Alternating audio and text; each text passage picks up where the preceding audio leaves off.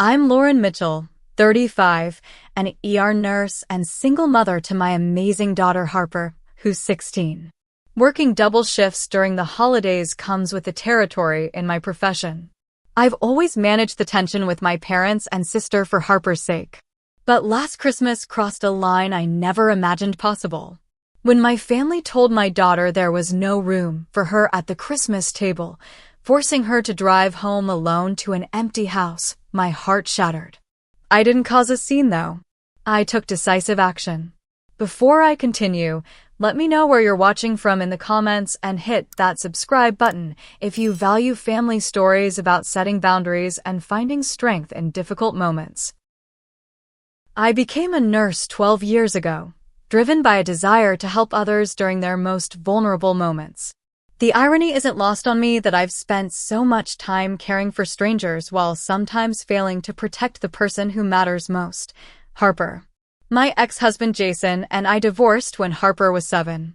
The split was relatively amicable, but Jason's involvement in Harper's life has been inconsistent at best.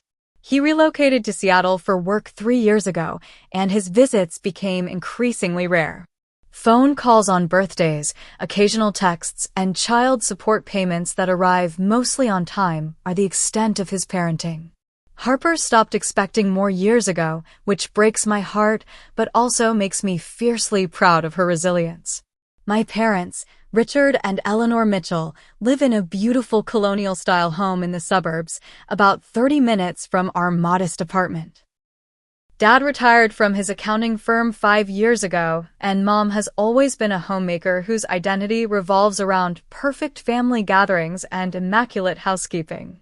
My younger sister Amanda married well. Her husband Thomas comes from money and works in finance. They have 2 children, Ethan who's 13 and Zoe who's 10. The family dynamic has always been complicated. Amanda was the golden child growing up, more willing to follow our mother's strict guidelines about proper behavior and appearance. I was the rebel who chose a common profession and got divorced, 2 unforgivable sins in Eleanor Mitchell's book. This pattern of favoritism extended to the grandchildren, with Ethan and Zoe receiving lavish attention, expensive gifts, and constant praise, while Harper often felt like an afterthought. Despite this, Harper has always tried to win her grandparents' approval.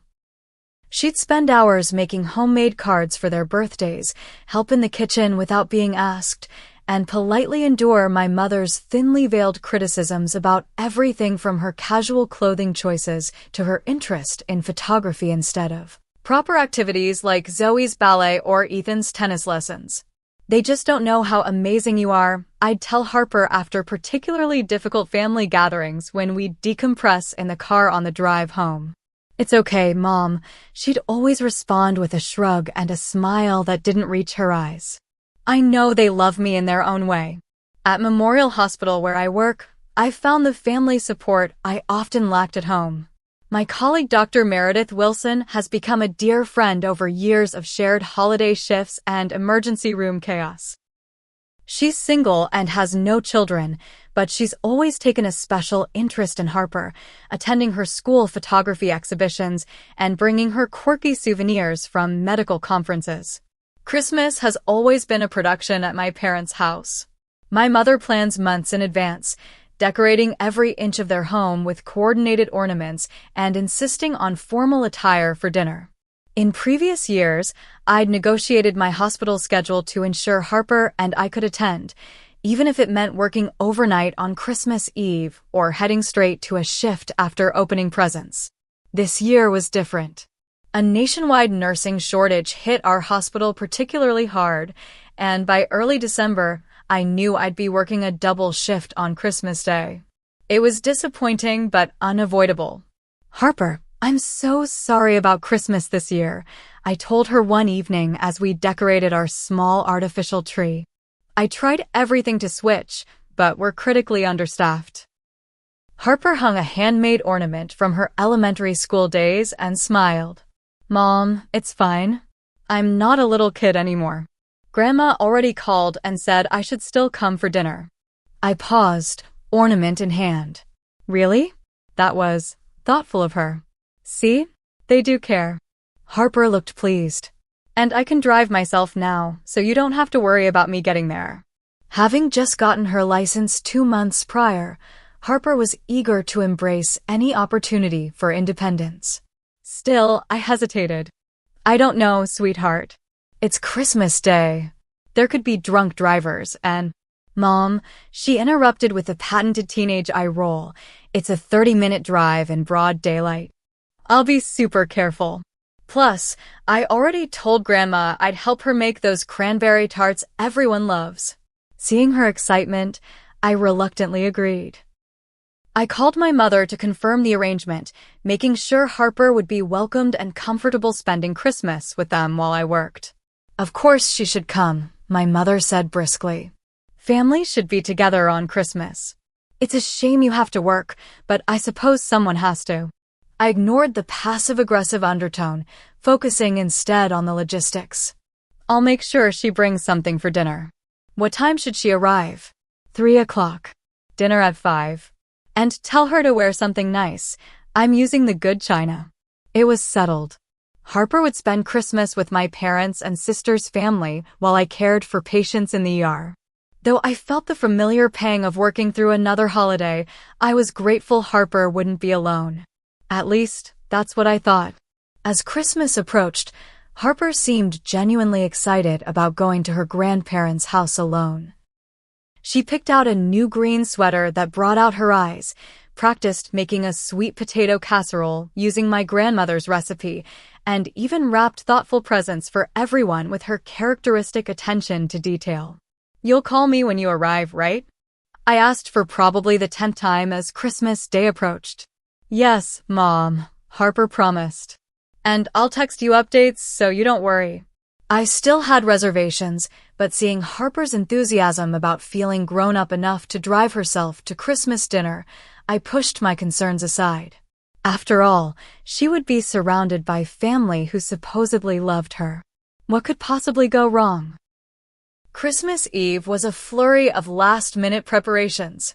Harper and I had our own small celebration that night, exchanging a few gifts and watching our traditional movie marathon of holiday classics.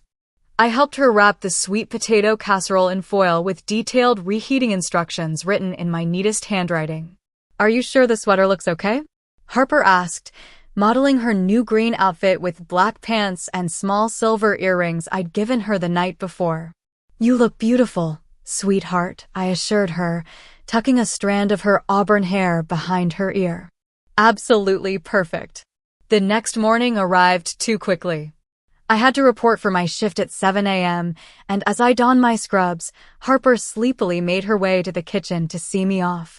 Remember, drive carefully, I said, hugging her tightly. Text me when you get there, and when I leave, and if anything happens, she finished with a smile. I know, Mom. I've got this.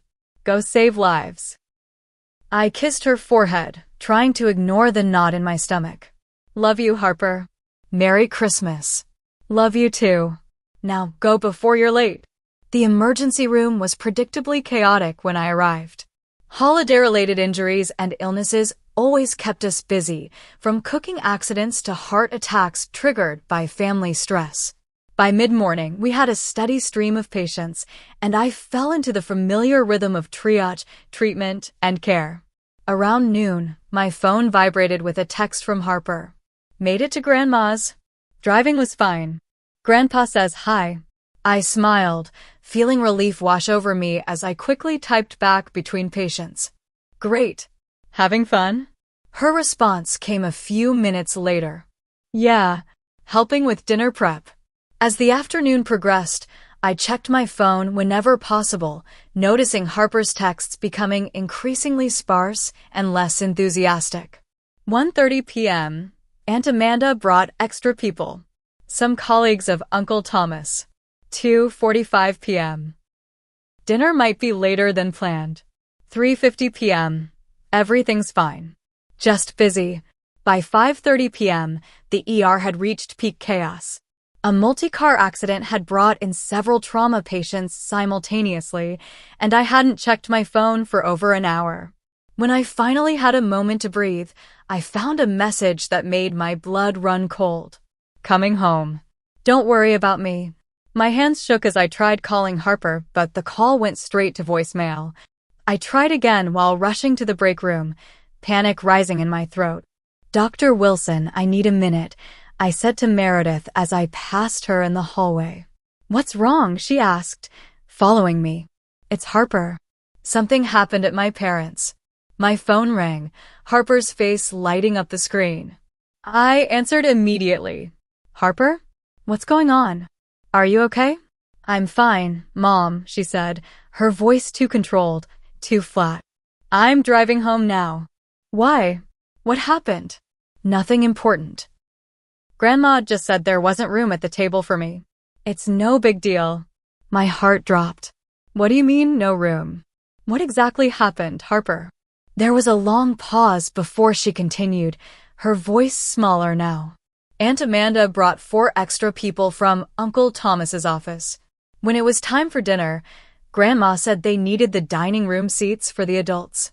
She told me to eat in the kitchen. I closed my eyes, gripping the phone tighter. And then, I said that was fine, but then Grandma started rearranging, making sure Ethan and Zoe were at the main table with everyone else. When I brought my plate to the kitchen, she said.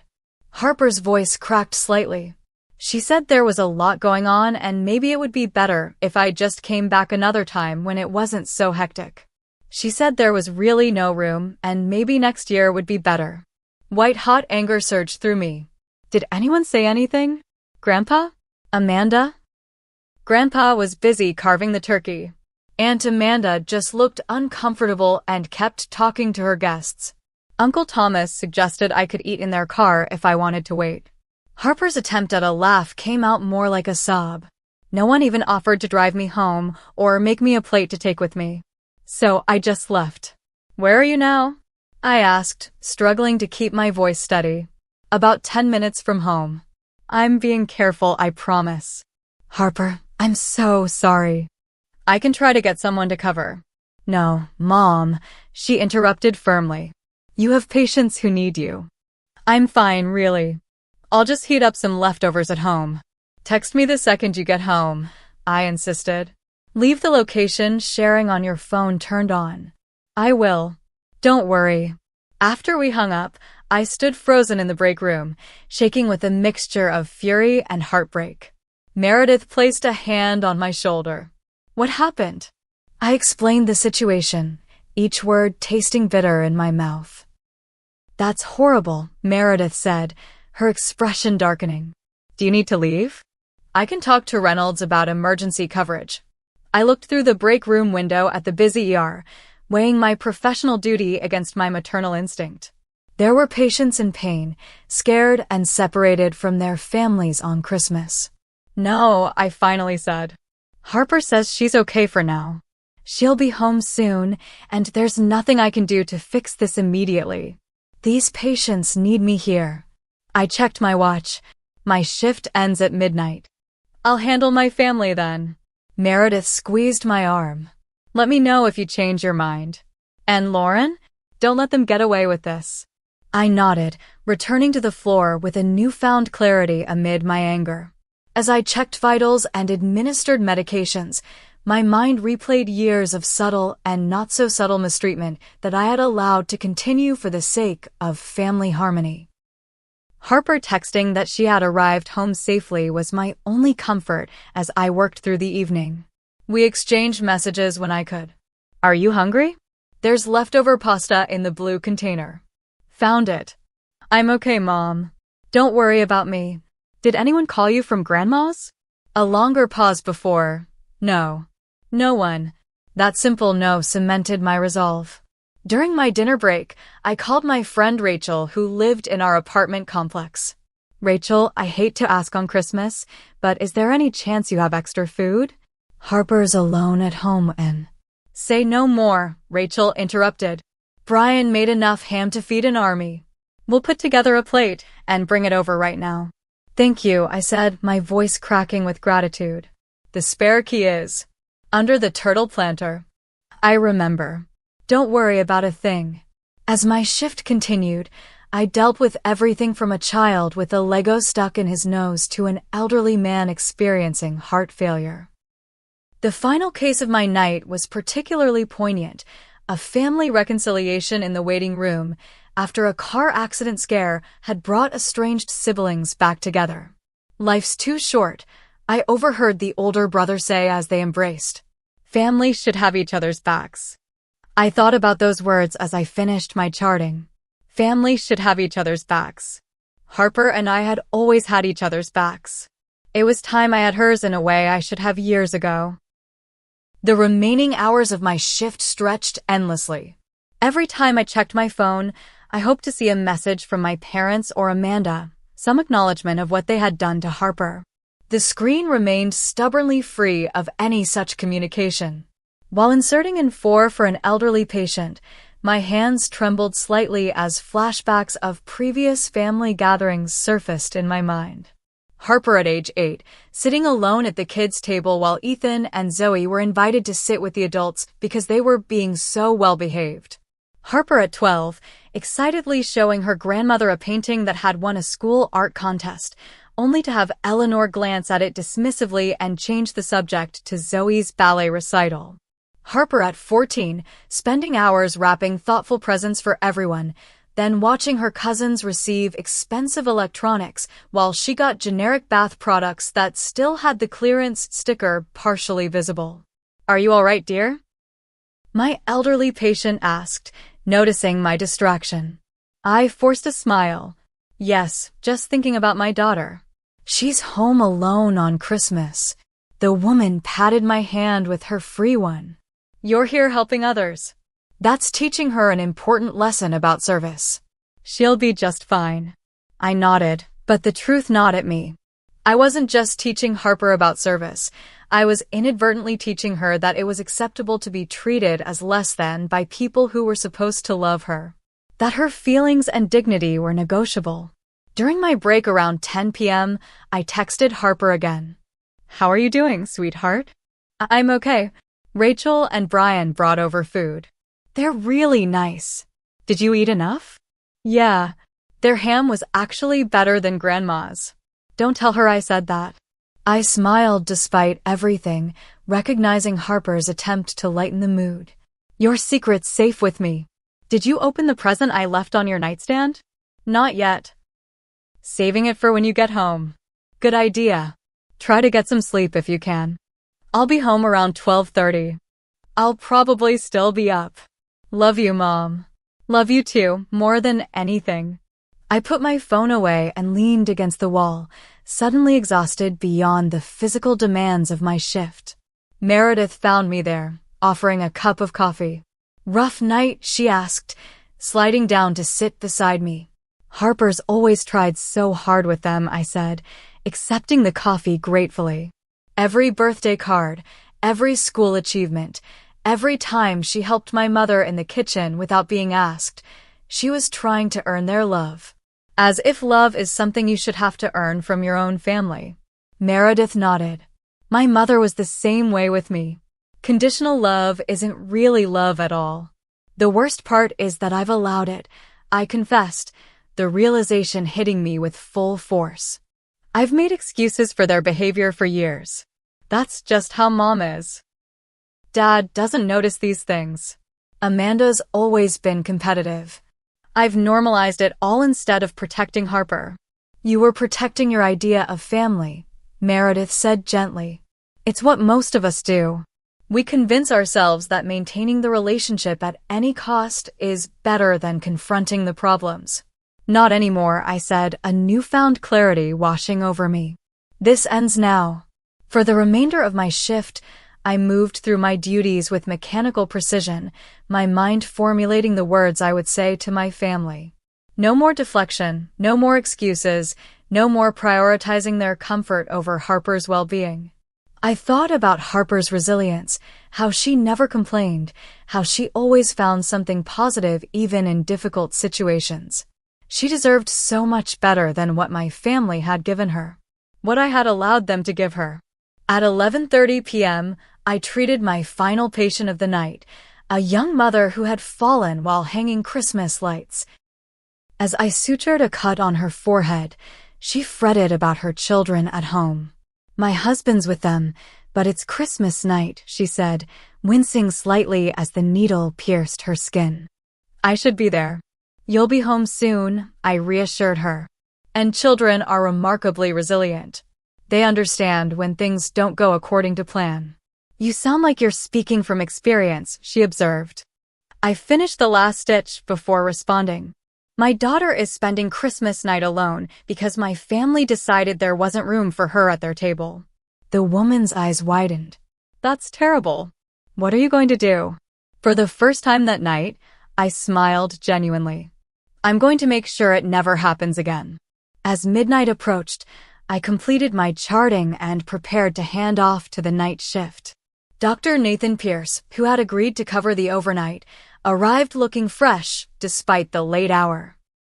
Merry Christmas, Lauren, he said, reviewing the patient board. Looks like you had a busy one. It was eventful, I replied, giving him a brief update on current patients. Thanks for coming in tonight. No problem. I don't have family obligations. He paused, then added, Meredith mentioned you had some family drama. Everything okay? I appreciated his concern but wasn't ready to discuss it further. Nothing I can't handle. I should get home to my daughter. He nodded understandingly. Of course. Give her my best. As I left the hospital, the cold December air felt clarifying. In my car, I checked the location sharing app. Harper was at home, safe. According to Rachel's text, they had stayed with her for a while before heading back to their apartment, but she was doing okay, just a bit quiet.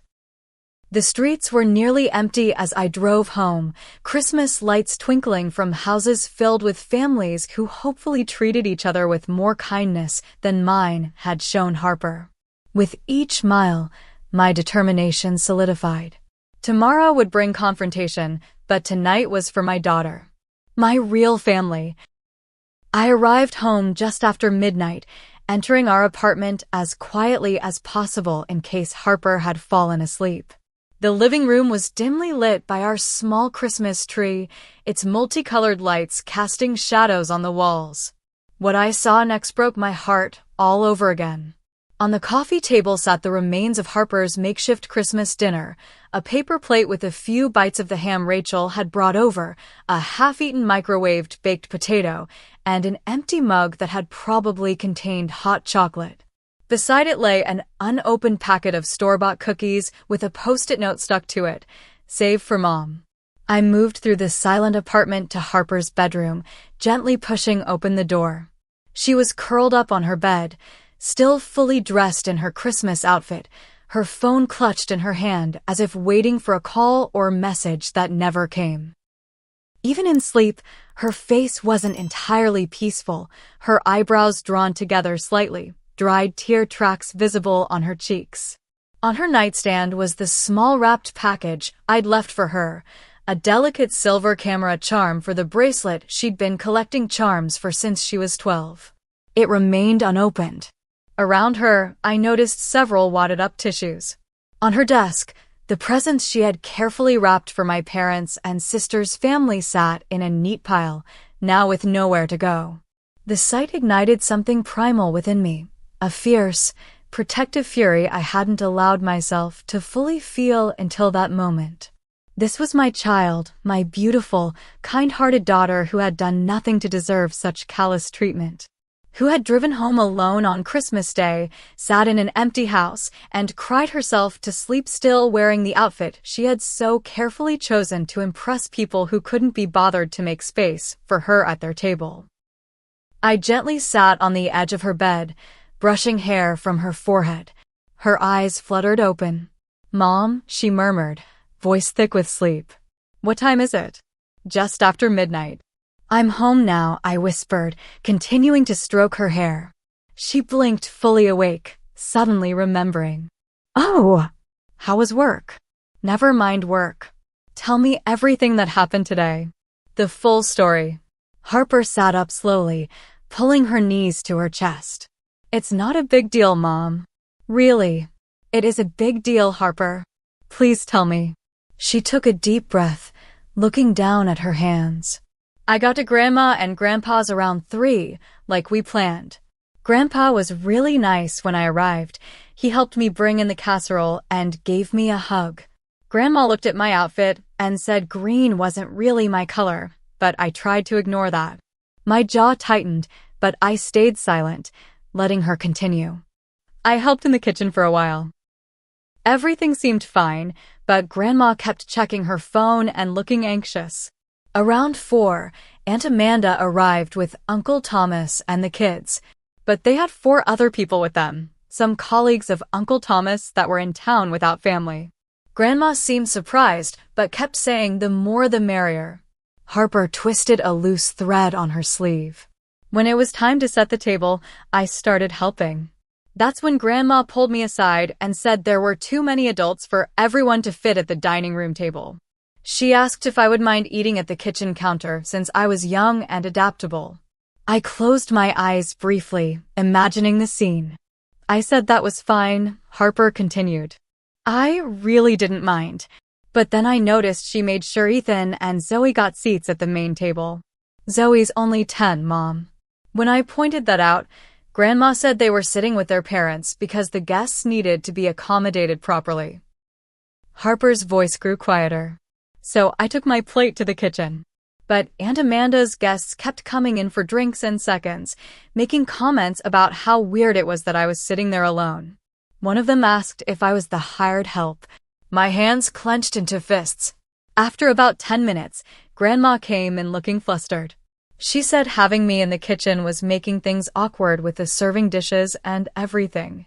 She suggested, well, she didn't really suggest, she just said, that maybe with everything going on, it would be better if I came back another time when it wasn't so hectic. Harper's eyes filled with tears. She actually said, there's really no room, Harper. Maybe next year. Like I was some distant acquaintance who had shown up uninvited. What did Aunt Amanda say? I asked, my voice barely controlled. She was standing in the doorway and just looked away. Uncle Thomas was the one who suggested I could wait in their car if I wanted to stay.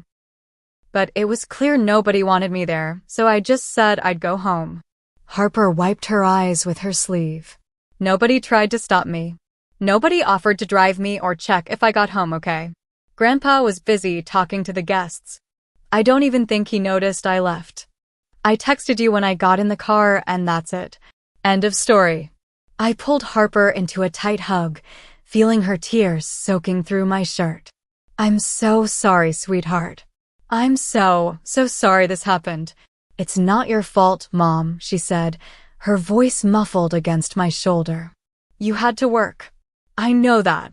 It is my fault, I countered, pulling back to look her in the eyes. I've allowed them to treat us both poorly for years. I've made excuses for their behavior instead of standing up to it. But that ends now. Harper looked at me with surprise. What do you mean? I mean that what they did was completely unacceptable and there will be consequences. No one treats my daughter that way. Not even family. Especially not family. For the first time since I'd come home, Harper's expression lightened slightly. You're not going to go all mama bear on them, are you? I smiled despite my anger. Maybe. Would that embarrass you? No, she said after a moment's consideration.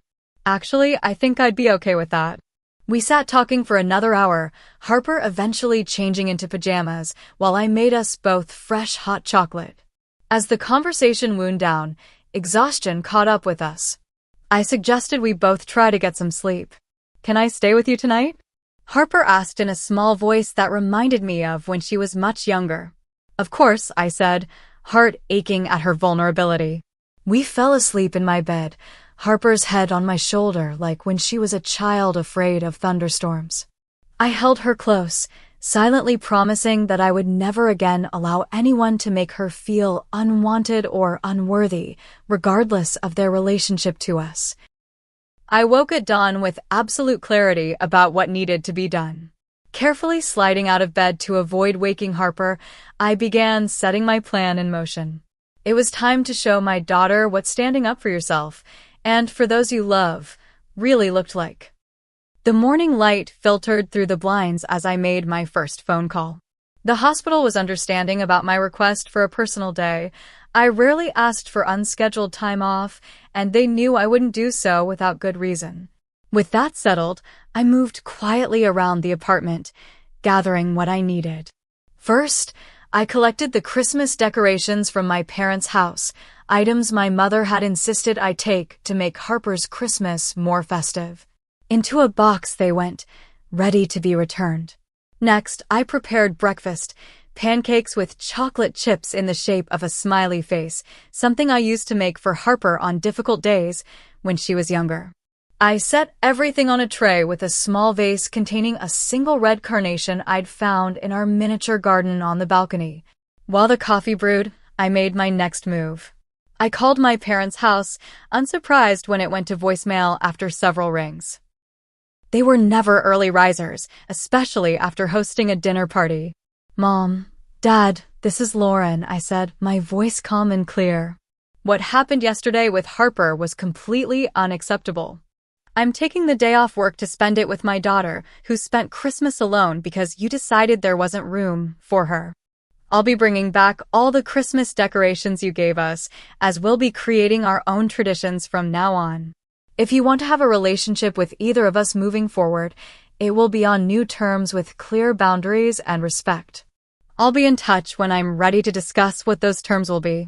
I hung up, feeling a weight lift from my shoulders. No anger, no yelling, just clear consequences for their actions. Next, I sent a text message to my sister. "Amanda, we need to talk about yesterday. Harper told me everything that happened. I'm beyond disappointed in your role in this." Her response came surprisingly quickly. "Lauren, you're overreacting. It was crowded and awkward. We didn't plan to have extra guests." Harper seemed fine with going home. My fingers flew across the keyboard. A 16-year-old driving home alone on Christmas to an empty house because adults couldn't make space for her is not fine. Your children were accommodated while mine was sent away. That speaks volumes about what you think of Harper. Amanda's response showed her true colors. "That's not fair. My kids are younger. Harper is practically an adult." Mom was stressed trying to accommodate everyone. It wasn't personal.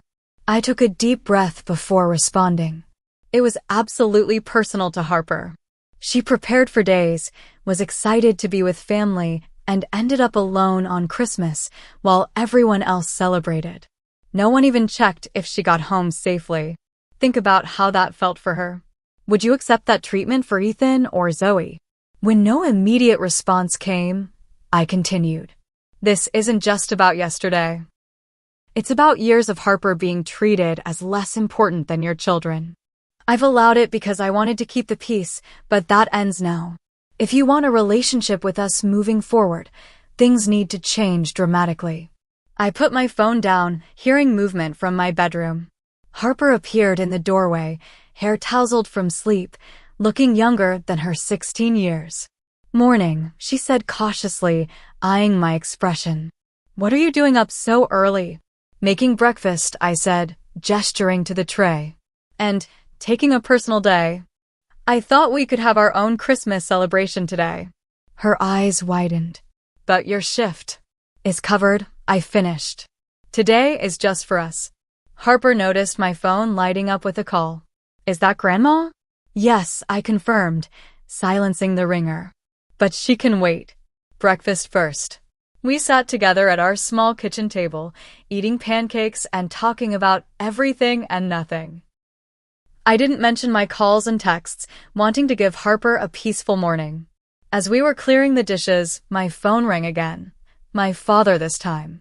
"I should probably take this," I said to Harper, who nodded. "Hey, Dad," I answered, stepping onto the balcony for privacy. "Lauren, what's this message about?" he asked, sounding genuinely confused. "Your mother is upset." "What happened with Harper yesterday?" I explained the situation in detail, not softening any aspects of how Harper had been treated. There was a long silence when I finished. "I had no idea," he finally said, his voice heavy. "I was busy with the guests, carving the turkey. I didn't realize Harper left." Your mother didn't tell me she'd asked her to go home. Whether you knew or not, Dad, it happened. And it's part of a pattern that's been going on for years. That's not fair, Lauren. We love Harper. Love isn't just a feeling, Dad. It's actions.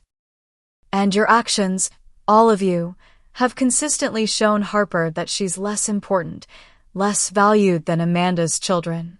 He started to protest, but I continued firmly.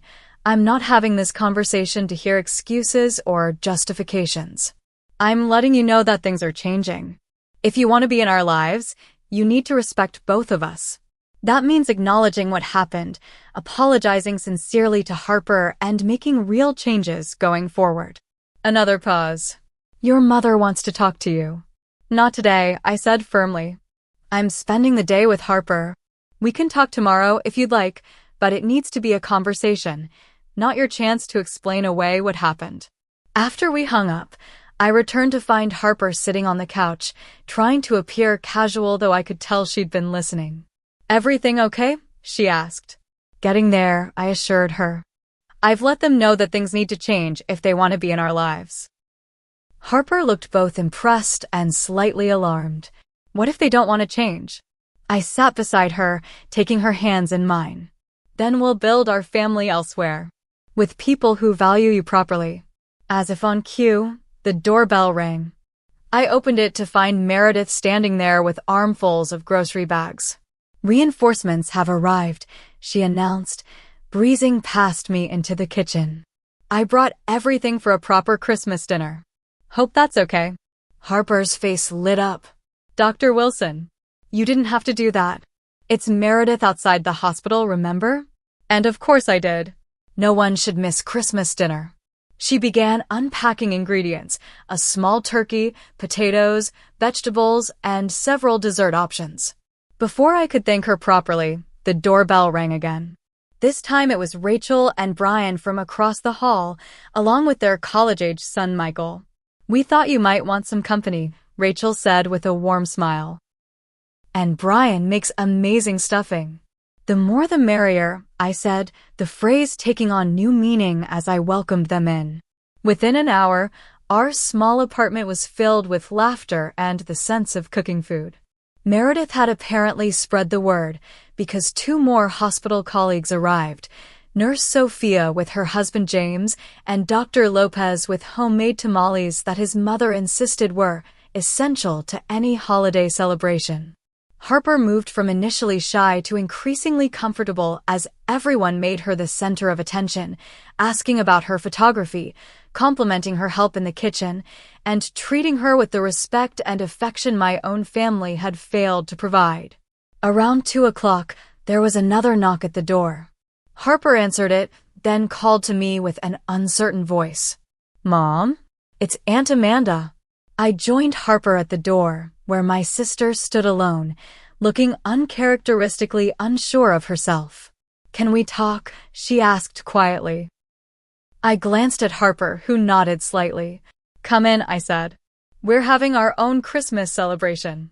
Amanda's eyes widened as she took in the full apartment and festive atmosphere. I can come back another time. No, I interrupted. If you want to talk, now is fine. We can use the balcony. Once outside, Amanda fidgeted with her purse strap. I wanted to apologize. To both of you, but especially to Harper. What happened yesterday was wrong. Yes, it was, I agreed, not making it easier for her. I should have said something when Mom told her to leave. I knew it wasn't right, but... She trailed off. But what? But I didn't want to make a scene.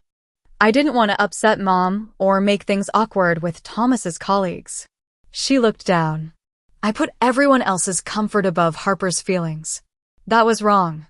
Her honesty surprised me. Yes, it was. The truth is, Amanda continued, her voice quieter, I've always been a little jealous of your relationship with Harper. You two have something special. You're not just mother and daughter, you're actually friends. You respect each other. I don't have that with my kids. I hadn't expected this level of vulnerability from my always composed sister.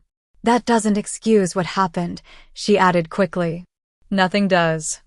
I just wanted you to know that it comes from my own insecurities, not from not caring about Harper. Amanda, you've allowed your children to be favored over Harper for years. You've participated in it. She nodded, tears forming in her eyes. I know. And I'm truly sorry. I'd like a chance to make it right, if Harper's willing to give me that chance. I studied my sister, seeing genuine remorse. That's up to Harper. But any relationship moving forward would need to look very different. I understand, she said. Can I talk to her? I called Harper to the balcony, giving them space to speak privately while I returned to our guests. Through the glass door, I watched their conversation, Amanda speaking earnestly, Harper's initially stiff posture gradually softening, a tentative hug exchanged. When they rejoined the group, Harper had a thoughtful expression. Aunt Amanda's going to stay for dinner, she announced. I said it was okay. I nodded, respecting her decision. Amanda integrated herself surprisingly well into our gathering, rolling up her sleeves to help in the kitchen and engaging with Harper's interests in a way I'd rarely seen before. As afternoon turned to evening, my parents called twice more. I let the calls go to voicemail, focusing instead on the joyful celebration unfolding in our home. We ate turkey and tamales at our mismatched dining table with extra chairs borrowed from neighbors. We played board games and shared stories. Harper laughed more than I'd heard in months. When our guests finally departed around 9, leaving us with enough leftovers for days, Harper helped me clean up with a contentedness I hadn't expected after yesterday's disaster. This was the best Christmas ever, she declared, loading the dishwasher. Even after what happened yesterday? I asked. She considered this, then nodded firmly. Maybe because of what happened yesterday. I saw you stand up for me, Mom. And then all these people showed up just because they care about us. That feels more like family than some fancy dinner where I'm not really wanted. I hugged her tightly, recognizing the wisdom in her words. You're right. Family is about who shows up, not who you're related to. Are you still going to talk to Grandma and Grandpa tomorrow? She asked. Yes, I confirmed. But not to fight or yell. To set boundaries about how we expect to be treated going forward. Harper nodded, understanding the difference. I'm glad Aunt Amanda came today. I think she really meant her apology. I think so too. People can change if they want it badly enough. As we finished cleaning, my phone buzzed with a text from Meredith. Today was wonderful. Dr. Pierce is sorry he missed it. He was asking about you both. Maybe next time? I smiled, typing back, definitely next time. Thank you for everything today. Harper peered over my shoulder with a mischievous grin. Dr. Pierce was asking about us? The cute one who always brings you coffee. I felt my cheeks warm. He's just a colleague who's concerned. Harper teased. A concerned colleague who looks at you like you're a Christmas miracle. I laughed, nudging her playfully. Go to bed, you. It's been a long 2 days. As Harper headed to her room, she paused. Mom, I'm proud of you for standing up to them. Her words meant everything. I'm proud of us. And I promise, from now on, we're only spending time with people who value you properly, who see how amazing you are. That goes for you too, she said seriously. You deserve better too, Mom. As I got ready for bed that night, I realized Harper was right. We both deserved better, and by taking action today, I had finally shown her how to make that happen. The confrontation with my parents tomorrow wouldn't be easy, but with Harper by my side, I felt ready for whatever came next. Our impromptu Christmas celebration had created a beautiful mess, evidence of joy scattered throughout the apartment. I woke early the next morning to find Harper already up, organizing the leftovers in the refrigerator with methodical precision. Morning, I said, pouring coffee into my favorite mug. You're up early. Couldn't sleep, she admitted. Thinking about today. Today, the day we would formally address what had happened with my parents. I checked my phone, 3 missed calls from my mother, 2 from my father, and several text messages expressing varying degrees of contrition and defensiveness. Are you nervous? I asked Harper. She arranged the last container and closed the refrigerator door before answering. A little, but mostly I feel, I don't know, stronger. I smiled, recognizing that feeling. That's what happens when you decide not to accept mistreatment anymore. It's empowering. Are they coming here? She asked. No, I said firmly. I thought about it, but this is our safe space. I don't want it tainted with potential conflict. I told them we'd meet at the coffee shop on Maple, neutral territory. Harper nodded, looking relieved. Good thinking. What time? 11. That gives us time to prepare. I sipped my coffee, studying her expression. You don't have to come if you don't want to. I want to, she said without hesitation. I need to be there. As we ate breakfast, my phone buzzed again. Amanda. How's Harper today? Her text read. I meant everything I said yesterday. I'd like to be a better aunt going forward. I showed the message to Harper, who considered it thoughtfully before suggesting I respond positively but cautiously. Tell her we appreciate her apology and look forward to seeing how things evolve. My 16-year-old was handling this with more maturity than most adults I knew.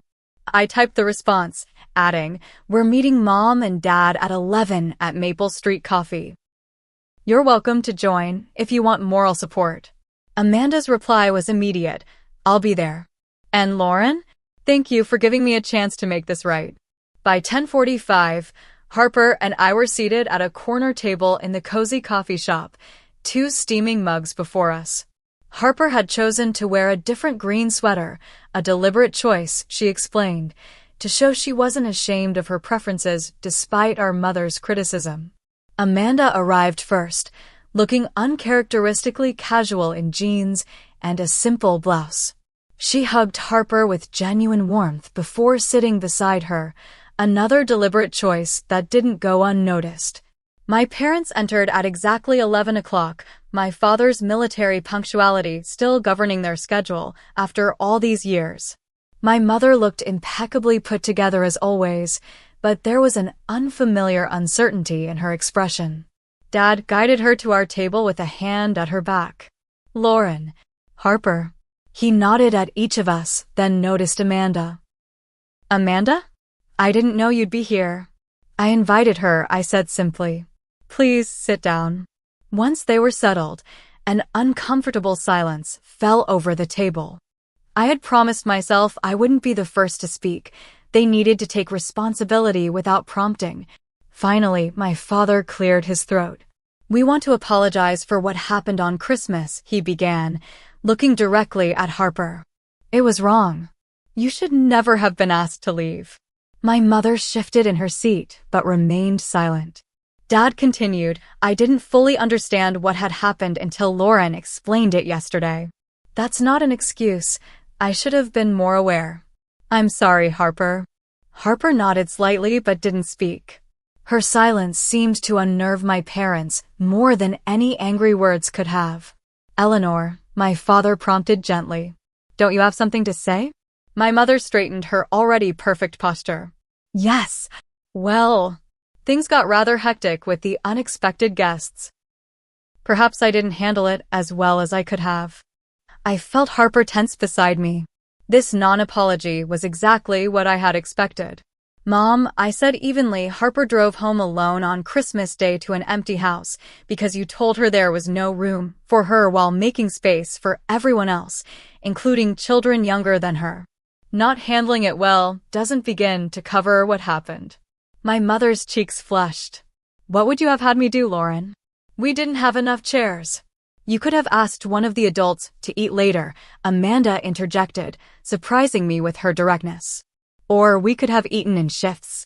Or someone could have run to get a folding table. There were dozens of solutions that didn't involve sending Harper away. Mother turned to Amanda with betrayal in her eyes. You didn't say anything at the time. I know, Amanda acknowledged. And I was wrong. I've apologized to Harper for that. The issue isn't just Christmas Day, I continued, keeping my voice level. It's years of Harper being treated as less important than Ethan and Zoe, less deserving of attention, affection, and consideration. That's not true, my mother protested. We love Harper. Love is demonstrated through actions, Mom, I said. And your actions have consistently shown favoritism. Dad placed a calming hand on my mother's arm before addressing me. What do you want from us, Lauren? We're here. We're apologizing. What else can we do? This was the opening I had been waiting for. If you want to have a relationship with us moving forward, there need to be clear expectations and boundaries. I outlined what those boundaries would look like. Equal treatment for all grandchildren, respect for both Harper and me as individuals with valid feelings and preferences, no criticism of our life choices or appearances, and most importantly, accountability when these boundaries were crossed. Additionally, I continued, we won't be attending any family gatherings where these expectations aren't met. We're no longer willing to endure discomfort or disrespect for the sake of keeping the peace. My mother looked stunned. You're giving us ultimatums now? No, Mom. I'm telling you what we need to have a healthy relationship with you. Whether you can provide that is entirely your choice. Harper, who had remained silent throughout the exchange, finally spoke. I want to have a relationship with you both. I love you, but I need to know that you value me. Not just say you do, but show it. Her simple, heartfelt statement seemed to penetrate my mother's defenses in a way nothing else had. Eleanor's expression softened slightly as she looked at her granddaughter. I never meant to make you feel unvalued, Harper, she said, her voice quieter than before. I'm sorry that I did. It wasn't a perfect apology, but it was a start, the first genuine acknowledgement from my mother that her actions had caused real hurt. My father, ever the practical one, asked, what happens now? Now we see if things can change, I answered honestly. We're not cutting you off. We're asking for a reset with new understanding. We agreed to a family meeting in January, on neutral ground again, to discuss specific expectations and how to move forward. As we prepared to leave, my father hugged Harper tightly, whispering something in her ear that made her smile. My mother's embrace was briefer, but seemed less perfunctory than usual. Amanda walked us to our car. That went better than I expected, she observed. It's just words so far, I reminded her. The real test will be actions. I know, she agreed. But it's a start. Over the following weeks, small but significant changes began to emerge. My father called Harper directly several times, showing interest in her photography and offering to help her build a proper darkroom in our spare closet. He came over one weekend with tools and supplies, spending hours working alongside Harper, their relationship strengthening with each shared project. My mother's evolution was slower and more measured. Her first solo visit to our apartment was awkward. She couldn't seem to stop herself from commenting on our cozy living space, her code for small, or asking pointed questions about my career advancement. But when Harper showcased her recent photographs, Eleanor made a visible effort to offer genuine compliments and ask thoughtful questions. The real breakthrough came when my mother invited Harper, just Harper, to join her for lunch and a visit to a photography exhibition at the local museum. When Harper returned home, her eyes were bright with excitement. Grandma actually listened when I explained about composition and lighting, she reported with wonder. And she didn't mention Ethan or Zoe once. Amanda's transformation was perhaps the most surprising. She invited Harper to help Zoe with a school photography project, creating space for the cousins to develop a relationship independent of the adults' dynamics. She began acknowledging her role in the family imbalance, even in conversations with our parents, gently redirecting when old patterns emerged. At work, I found myself standing up for myself in ways I never had before. When scheduling for February came around, I requested certain days off without apology or excessive explanation. My colleagues, particularly Meredith, noticed the change. Whatever happened at Christmas has been good for you, she commented during a rare quiet moment in the ER. You seem lighter. I feel lighter, I admitted. Setting boundaries is surprisingly freeing. Speaking of which, Meredith said with a mischievous smile, Dr. Pierce has been asking if you're free for coffee sometime, outside of work hours." I felt a flutter of unexpected interest. Nathan Pierce had always been kind and undeniably attractive, but I had kept my interactions with him strictly professional, too focused on Harper and work to consider dating. "Maybe," I said, surprising myself. "Maybe I am." When I mentioned the potential coffee date to Harper that evening, her reaction was enthusiastic, bordering on excessive. "Finally," she exclaimed, throwing her hands up dramatically. "He's been giving you those looks for months." "What looks?" I asked, pretending innocence. "Mom." "Seriously. Even Grandpa noticed when he came to pick me up from the hospital that time. He asked if you and Dr. Pierce were an item." I laughed, shaking my head at the thought of my father's matchmaking observations. "We'll see. It's just coffee for now," Harper said with a knowing smile. The January family meeting we had scheduled took place at a restaurant chosen for its neutral territory status. To my surprise, everyone arrived with written notes, evidence they had given serious thought to our discussions. Even my mother, though she struggled the most with accepting criticism, made visible efforts to listen without immediately defending herself. We established clear guidelines for communication and expectations. My father, ever the accountant, actually created a shared document where we could note concerns or issues as they arose, addressing them before they festered into larger problems. The most significant moment came when Harper, with newfound confidence, directly addressed her grandmother. "I need you to understand that when you compare me to my cousins or criticize my interests, it really hurts," she said, her voice steady despite her nervous hands.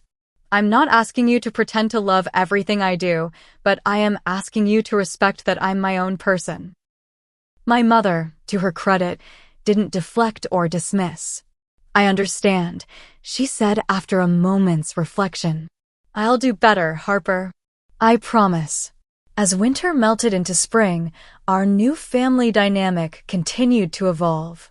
There were missteps and old habits that occasionally resurfaced. My mother still sometimes made thoughtless comparisons, my father occasionally reverted to conflict avoidance, and Amanda had moments of competitive parenting.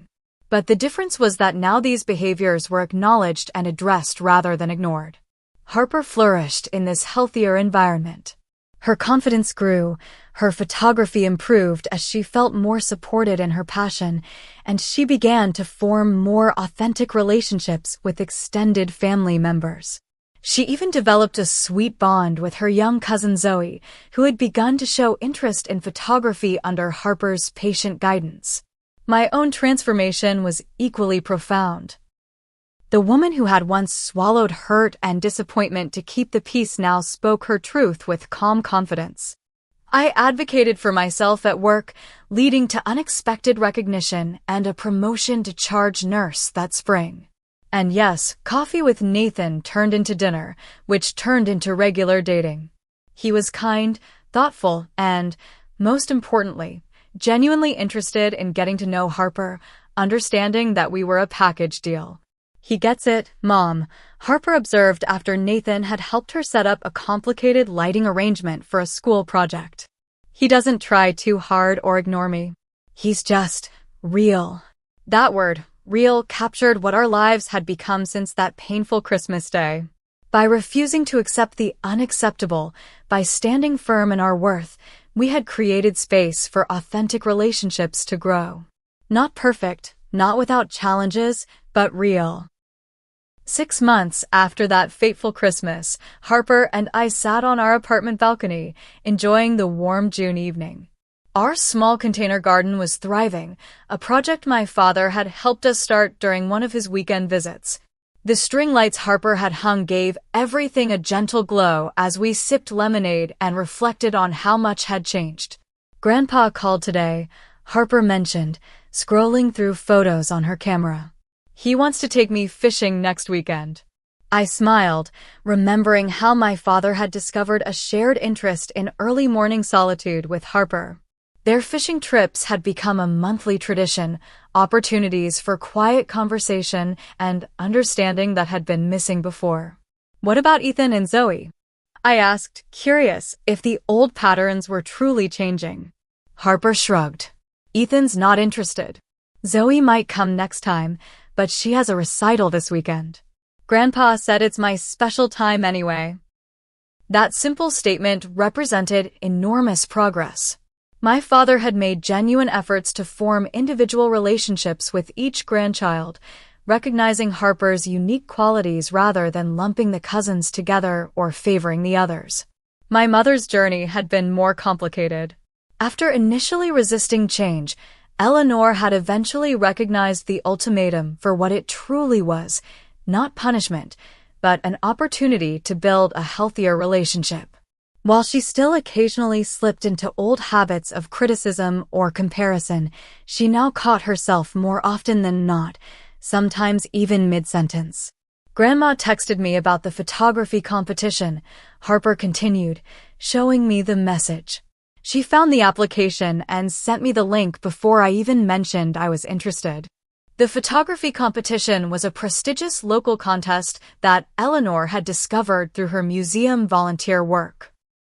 The fact that she had thought of Harper immediately, taking initiative to support her passion, spoke volumes about her efforts to change.